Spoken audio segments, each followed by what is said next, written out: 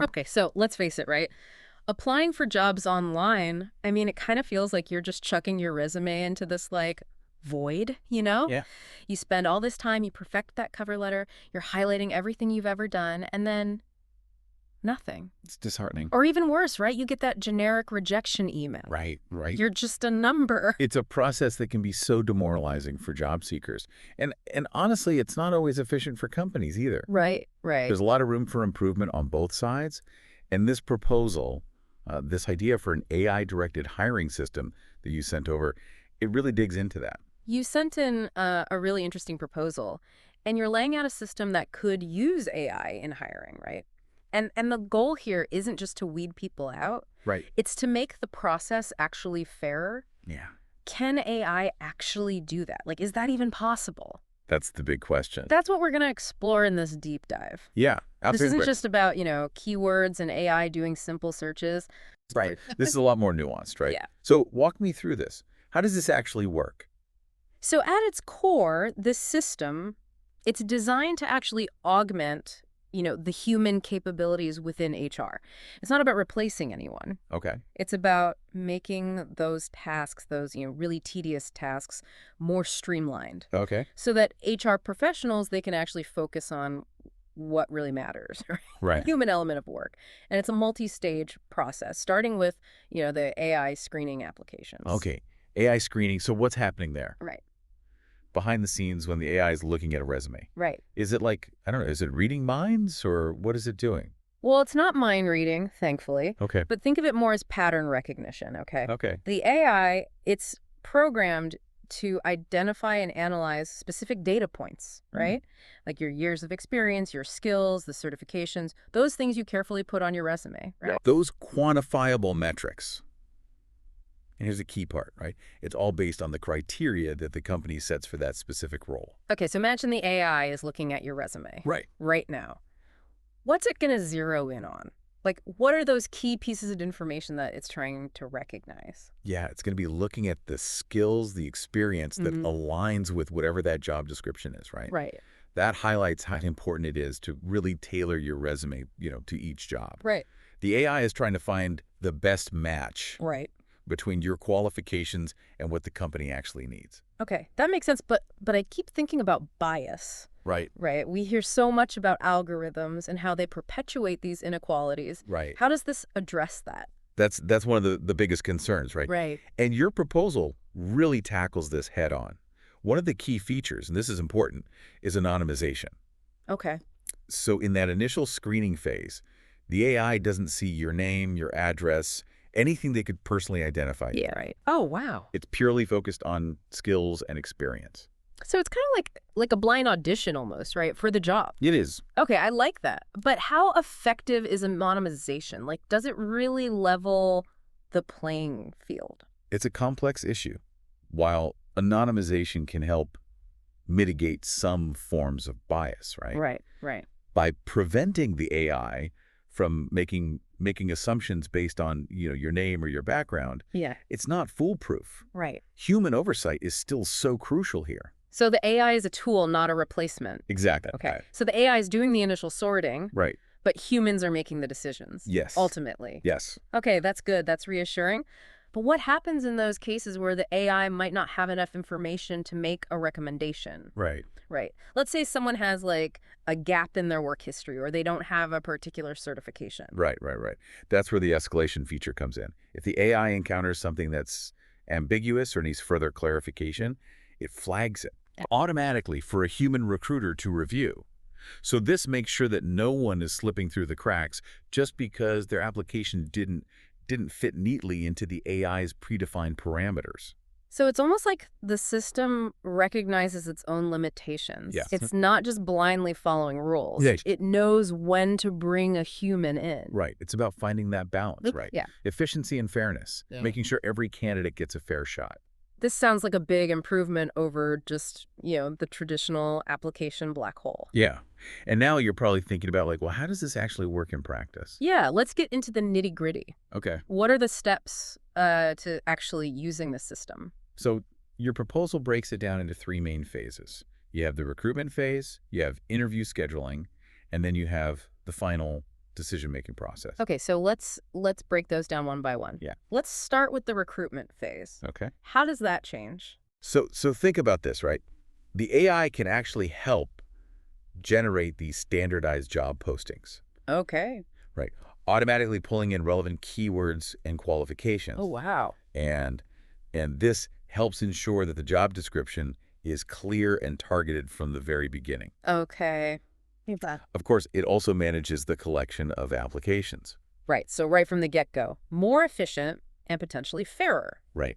The AI helps with the job description, manages all those applications that come in, and then it does that initial screening we talked about. Exactly. It ranks the candidates, and then it presents, the top choices to the human recruiters. Okay, so that brings us to phase two. Yes. Interview scheduling. Interview scheduling and coordination. This is where it gets really interesting, I think. Yes. Does the AI get involved in the actual interview process? It can. And this is where your proposal gets very, very innovative. You suggested incorporating AI tools that can analyze interviews, right? They can look at things like the tone of voice, body language, even specific keywords that are used. Interesting. And this data, it's then presented to the human interviewer, right? Right.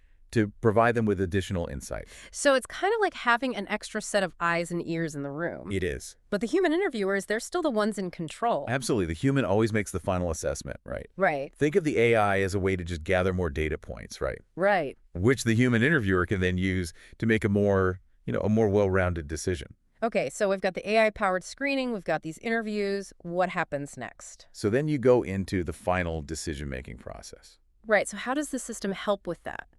Think of it this way, right? The AI, it compiles this comprehensive report. It looks at the candidate's qualifications, the feedback from the interview, its own ranking, and it presents this report to the HR team. They review the top recommendations, and then they decide who to hire. And it's all documented, transparent. Yes. No more of these, shadowy decisions or vague rejections. Exactly. Every decision is logged, right? Even the rejections. Okay. And that not only ensures accountability, it also helps companies comply with anti-discrimination laws. This feels like a huge step forward for transparency and fairness. It is. It's like this system is shifting the balance of power, right, in the hiring process. It has potential to. And making it more balanced and equitable. Yes, yes. And what's even more interesting is that the benefits extend beyond just hiring. Right, because you were talking about things like conflict resolution, employee development. Yeah. So it's not just about, okay, you're hired, now good luck. Right. It's about what happens after that. Exactly. Imagine what HR could do if they didn't have to spend all their time on these tedious administrative tasks. That's right. Your proposal paints a picture of a workplace where HR is proactive, not just reactive. Right. Right. It's like less about robots taking over and more about creating a better work environment. That's the goal. It's for everyone. Yeah. So let's talk about that. What are some of the potential benefits beyond just streamlining the hiring process? Well, think about a workplace where HR actually has the resources to address employee concerns before they become big problems. Right. Right. They can mediate disputes, provide support, and really cultivate a harmonious and productive environment. So instead of waiting for something to blow up, it's like they're getting ahead of it. Yes, yes. It's about creating a more positive and productive work environment overall. That's a compelling vision. And what about employee development? How does this contribute to that? Well, your proposal highlights the potential for creating these personalized professional development programs, right? Okay. Imagine a system that can identify your strengths and weaknesses and then recommends, specific training, mentorship opportunities. Interesting. That's a powerful tool for both employees and the company. Yeah, I mean, instead of HR being, the rule enforcers, they're actually helping people grow and develop. Exactly. But are there any downsides? I mean, is there anything we should be cautious about? Of course. Well, while the proposal is very optimistic, I think it's important to be realistic Okay. about the potential challenges. Implementing a system like this, it's a big investment, right? Both in technology and training. Sure, you can't just, flip a switch. Exactly. It takes time and resources to make this happen. And what about the human element? I mean, are we going to see pushback from employees? I mean, AI is getting involved in their work lives. Absolutely. Transparency is key. Companies need to be upfront about how the system works, what data is being collected, and how it's being used. Right. So it's all about building trust. Yes. Right. If Right. people don't understand the system, they're not going to trust it. Exactly. And that's where things can fall apart. Absolutely. It's not a simple, plug-and-play solution. Right. It requires careful consideration, open communication, and commitment to building that trust with employees. So overall, the potential benefits of this system, they seem pretty compelling. I think so. It's about finding that balance, right? And approaching AI implementation strategically and thoughtfully. If done correctly, I think it could really transform our approach to work and the role that HR plays in creating a more supportive and fulfilling work environment. Okay, so speaking of approaching things thoughtfully, you included a LinkedIn post with your proposal that kind of lays out some of these ideas. Right. So let's talk about that. Yeah. What are some of the key takeaways from that post, and what kind of response are you hoping to get? Yeah, so the post emphasizes the positive aspects of AI-directed hiring, right? Great. The efficiency, the fairness, and the potential for HR to focus on these more strategic initiatives. Okay. It's presented as a call to action for companies to, embrace this new approach and revolutionize their hiring processes. It's definitely got that optimistic tone, It does. focusing on, positive change. But I wonder if there are aspects of the post that might be overlooked. I think so. What about the potential risks? Right. Or the complexities that need further consideration? Yeah, I think you're right. It's so important to critically examine any new technology, Right. even one that promises positive change. Right. So let's dig into some of those potential challenges, right? Okay.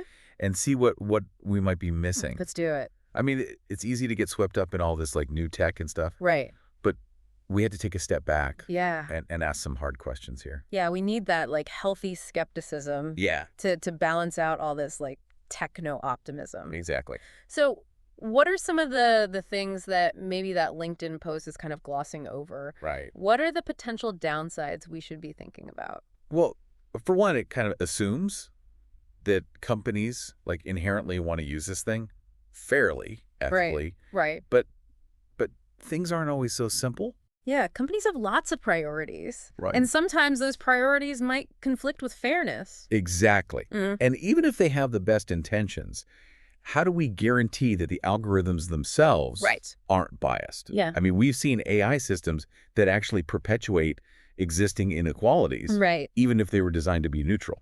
That's a good point. Just because something is based on data doesn't mean it's objective or Right. unbiased. Exactly. That data itself could be biased. Right. And then the AI just learns those biases. That's why ongoing monitoring, auditing, those are so crucial. Yeah. We need ways to actually detect and correct those biases Right. that might pop up. So it's not just set it and forget it. No. This requires constant vigilance, improvement. Yeah, absolutely. Okay, so let's shift gears for a second. Let's talk to the listener.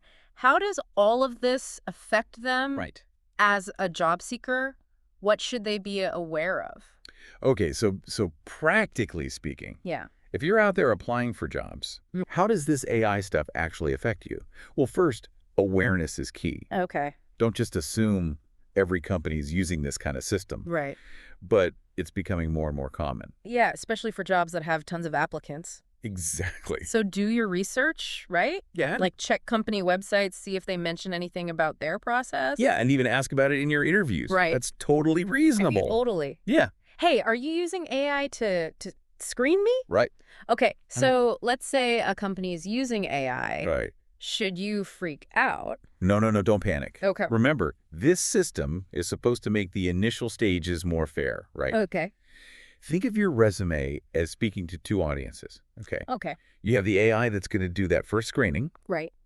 and then you have the actual human recruiter Okay. who will look at your application later. So a two-pronged approach. Exactly. Yeah. So for the AI, you want to make sure you've got those keywords, the metrics we talked about. Right, but you don't want to lose your own voice. Right, exactly. Or your unique experiences. Don't write a robotic resume just for the algorithm. Right. Authenticity still matters. Yeah, especially once you get past that initial screening. Exactly. Now, let's talk about that documented reasons for rejection thing.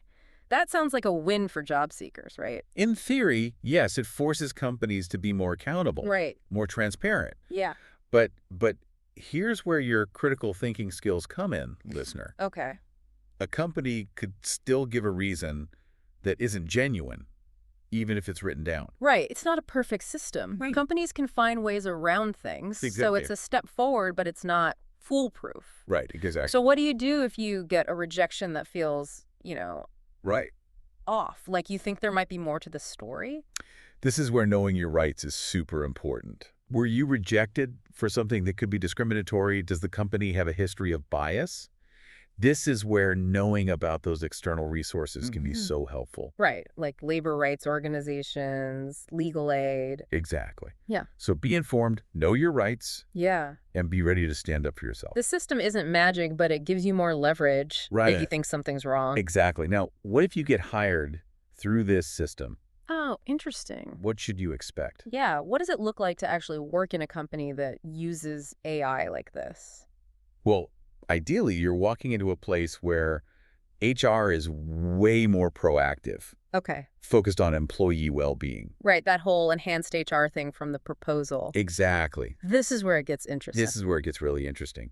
So let's say you have a conflict with a coworker. Okay. Instead of letting it, fester, potentially escalate. Right. Imagine HR stepping in early, mediating, helping you communicate better. That's so different from how we think of HR. Right. HR is just there to protect the company. Right, exactly. This is way more supportive. Yeah. It's about the employees. Okay, but devil's advocate, couldn't this same system be used to, monitor employees more? Right. Like, is AI going to be reading my emails, listening to my meetings? Right, that's the slippery slope. Yeah. We need to be really careful about Right. the technology itself. Right. It's neutral. It's how it's used, right? Right. This is where unions, worker groups, they have to play a big role. Right. We can't just accept whatever tech gets thrown at us. Exactly. Workers have to be in the conversation. Yes, Setting boundaries on data, making sure our privacy, our rights are protected. absolutely. And that brings us back to you, the listener. This whole proposal, it's just one vision of the future. Right. It raises way more questions than it answers. And that's a good thing. And that's a good thing. It's about thinking critically. Right. Not just accepting this techno-utopia. Right. There are trade-offs, right? Yes. Efficiency for privacy, convenience for control. Exactly. So when you bump into AI in your job search, or even at your job, Yeah. don't just go along with it. Ask questions, do your research, use your voice. All right. We've gone from resumes to redesigning society. I know. It shows you just how big the implications of all this are. Absolutely. But before we get too existential here, Right. there's one more piece of your proposal we have to talk about. Okay. Implementation. Ah, yes, the nitty-gritty. Yeah. How do we actually build this thing? Because it's one thing to have a good idea, it's another to make it real. Exact. I know some listeners might be thinking, okay, now it's getting too techy. Right. But stick with us, because even if you're not a programmer, understanding this stuff is important. It really is. It gives you the power to ask the right questions, Right. to spot problems, Yeah. to be informed about this whole tech revolution that's happening. Absolutely. Okay, so let's roll up our sleeves. Get a little technical. What's actually involved in building this AI-directed hiring system? So your proposal, it lays out a really detailed roadmap. Okay. The first step is, be super clear about your goals. Right. What do you want the AI to do? Yeah. What are your criteria for candidates? Right. And how do you build in all those fairness things we talked about? So it's like writing a really specific instruction manual Yes. for the AI. Exactly. Okay. And then once you've got that vision, you need to choose the right AI model. Okay. The proposal mentions some popular ones, ChatGPT, Llama, Lambda. Right. They all have their pros and cons, so it's about picking the right one for you. Okay, now we're getting into algorithms. Yes. Machine learning. Right. Break this down for us non-techies. What does it mean to train an AI model? Okay, imagine you're teaching a kid to tell different fruits apart. All right. Right. Okay, yeah. You show them pictures of apples, oranges, bananas, you tell them what they are. Right. Over time, the kid learns to tell them apart just from looking. Okay, got it. So how's that like training AI for hiring? Yeah. Instead of fruit, you're feeding the AI tons of data. Okay. Resumes, job descriptions, reviews, Right. All that stuff. everything relevant. Yeah. And just like the kid, the AI starts to spot patterns. So it learns what makes a good candidate based on past hires and all that. Right. But here's the catch. If that data is biased, Uh-oh. the AI just learns to be biased too. Right, all right. That's why you have to be so careful what data you use and build in those fairness checks. Right. You can't just feed it anything. No. It has to be Good data, representative, unbiased. Exactly. And it's ongoing. Mm-hmm. You have to keep watching the AI's decisions, Right. spot any bias, adjust the data. So it's not a one-time thing. No, it's constant. Okay, so we've trained our AI. It's spotting patterns, making recommendations. Right. What else has to happen to actually use this thing? You need to build the stuff around it, right? Yep. The proposal mentions systems for tracking applicants, dashboards for HR, ways to connect it to existing tools. Right. It's a whole ecosystem. Okay, that's where I start to lose it. Okay, fair enough. Think of an HR dashboard that shows, like at a glance, who the AI thinks are the best candidates. Okay. You see their qualifications, their scores, maybe a summary of their experience. It's all right there. So it's like those old applicant tracking systems. Yeah. But turbocharged. Exactly. It lets HR focus on the bigger picture stuff. Okay, so we got our AI, we built all the stuff around it. What's next? How do we actually launch this thing? The proposal says, start small, maybe a pilot program. Okay. One department, one kind of role. Right. Dip your toes in. Exactly. Yeah. Test it out, get feedback, fix any problems, then go bigger. But even with a pilot, there's going to be a lot of work, right? Oh, yeah. Training people, getting everyone on board. Change management is huge. Yeah. You got to communicate clearly, answer people's questions, train everyone properly. Right, because if people don't get it, they're not going to trust it. Exactly. Transparency is key to building trust. Okay, so we've talked about the goals, the training, the tech, the pilot. Right. Anything else before we unleash this AI hiring revolution? Oh, one big thing we haven't mentioned yet, the legal side. Oh, right. There are laws about hiring, data, discrimination. Right. Can't just assume AI solves all that. No, definitely not. So first off, it has to follow all the anti-discrimination laws. Okay. Can't be making choices based on race, gender, religion, all that. Back to that bias issue. Exactly. You need regular audits. Yeah. Have experts check the AI's decisions, look for bias, make changes. It's like a constant checkup. Yes. Yeah. Ongoing. Because even if the AI starts neutral, bias can sneak in. Right. Through the data or even how it's used. Exactly. And it's not just about lawsuits. Right. It's about doing the right thing. Yeah. Making hiring fair for everyone. So legal stuff is crucial. Absolutely. Anything else on that front? Data privacy is huge. This system collects a lot of personal info, so you got to handle it right. Great. Follow all the privacy laws. Exactly. GDPR, CCCA, all those. Be transparent with people about what you're collecting. Get their consent. Exactly. Respect people's privacy. Be upfront. Okay, we have covered so much. I know, it's a lot. We've talked tech, training, legal stuff. It's a lot to consider. But the potential is big. Yeah. If it's done right, this could change hiring for the better. I think that's the key takeaway, right? Yeah. This isn't about AI taking over. It's about using it ethically Right. to make work better for everybody. I agree. It's exciting, but it needs careful thought. Yeah. The choices we make now affect the future of work. Okay, so we've really dug into the how-tos of this AI system. We have. But there's one more layer, Okay. the big picture. Right. This isn't just about filling jobs. It's about the power dynamic between companies and workers. And how tech shapes that dynamic. Yeah. That's where it gets really interesting. And maybe a little scary. Maybe a little bit. We're going to explore all of that right after the break. All right, so we've really gotten into the nuts and bolts of how to build this AI hiring system. Right. But I want to zoom out a little bit. Look at the big picture. Because this could affect way more than just who gets hired, right? Absolutely. It makes us think about some really fundamental things about work itself. Yeah. Like, what's a job even for? Right. Good question. Is it just matching skills to tasks as efficiently as possible? Or is there something more to it? Because if we're only thinking about efficiency, Right. I can see that going sideways. Yeah. Imagine, AI puts you in a job you can technically do, Right.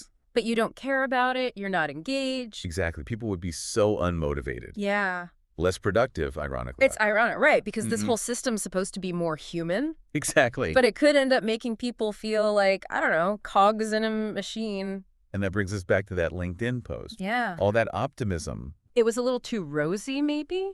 It's easy to get carried away with the good stuff, Right. but we got to think about the companies using this tech. Yeah. Their main goal, profit. Right.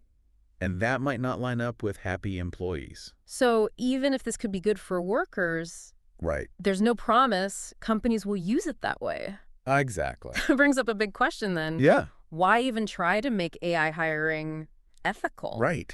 Right. If companies will just abuse it, what's the point? That's the challenge, isn't it? I think we have to try. Yeah. If we just give up the future of work to algorithms Yeah. made for profit, we all lose. We become those replaceable parts, Yeah. not people who matter. We got to fight for work that has meaning, Yeah. where people can actually thrive, even with AI around. And that means holding companies accountable. Absolutely. Make them use this tech for good. It's not just about fairness in a narrow sense. Right, it's bigger than that. It's about work being more than just a transaction. Okay, so if you could change this system to make it more ethical, what would you do? I'd add constant feedback loops, Okay. not just for the AI to help it learn, Right. but from employees. How's it affecting them? So like anonymous surveys, committees of workers who can look at the AI's decisions? Yeah, exactly. Yeah. Bring some democracy into it. The AI isn't this all-powerful thing. It's shaped by the people. Right. And I'd add a focus on human skills, Yeah, if AI takes the boring jobs, we need skills AI can't do. creativity, critical thinking, all that. So this AI hiring thing, if done right, Yeah. could force companies to invest in their people's humanity? It's funny, right? We think of AI as the threat, Yeah. but it could push us to be more human. This has been wild. We've gone from resumes to, like, the meaning of life. I know it's a lot. It shows how much this tech could change things. And we're just getting started. This AI stuff is moving so fast. So listener, don't just sit back. Learn about this, ask questions, use your voice. Shape the future of work that you want. This deep dive has been a lot, It has. but hopefully it's given you things to think about. Yeah. Maybe even inspired you to get involved. Hopefully. Thanks for joining us, and until next time, keep diving deep.